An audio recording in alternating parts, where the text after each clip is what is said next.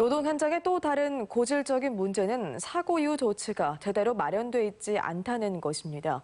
특히 산재 트라우마를 겪는 동료 노동자들은 홀로 감내해야 하는 경우가 많습니다. 조희원 기자입니다.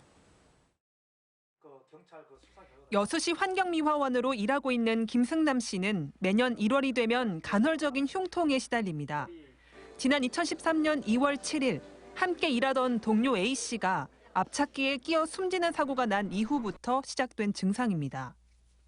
1월 말이 되잖아요. 가슴이 쪼여가 아파요.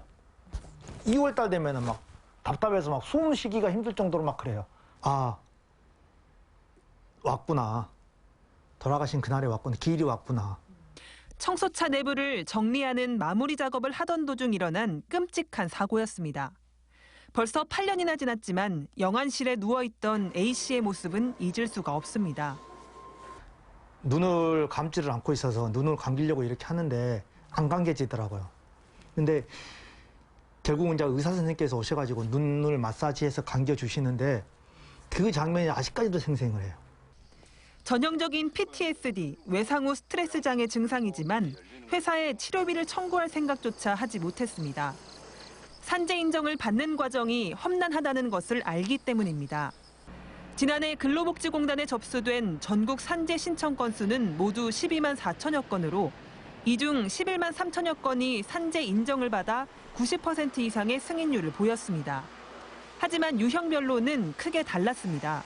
업무상 사고인 경우에는 승인율이 높았지만 질병의 경우 인정을 받지 못하는 경우가 많았습니다.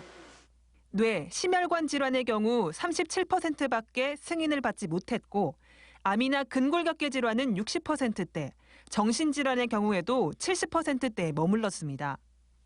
거의 대부분 승인된다라고 보시면 될 것 같은데요. 업무상 질병 같은 경우에는 그 업무랑 해당 상병 간의 인과관계를 의학적, 과학적인 판단에 의해서 승인 여부를 결정하기 때문에 그 승인율이 상대적으로 되게 낮게.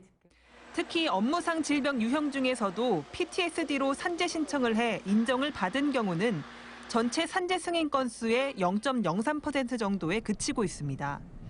이처럼 신청을 해도 인정을 받지 못하니 공상 처리를 하자는 회사의 제안을 받아들이는 게 차라리 현실적이라는 인식이 높습니다.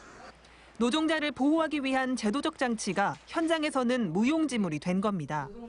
책임을 부담하게 되는 거에 대해서 부담을 굉장히 크게 하기 때문에 웬만한 경우에는 치료비 얼마 줄게 이걸로 마무리하자라고 공상 제안이 많이 들어와요. 많은 사람들이 그냥 그 정도 수준으로 받고 포기하자. 열심히 일했을 뿐인데 산업재해에 내몰린 노동자들. 법의 보호막이 너무 얕은 탓에 트라우마와 함께 살아가는 길로 또다시 내몰리고 있습니다. MBC 뉴스 조희원입니다.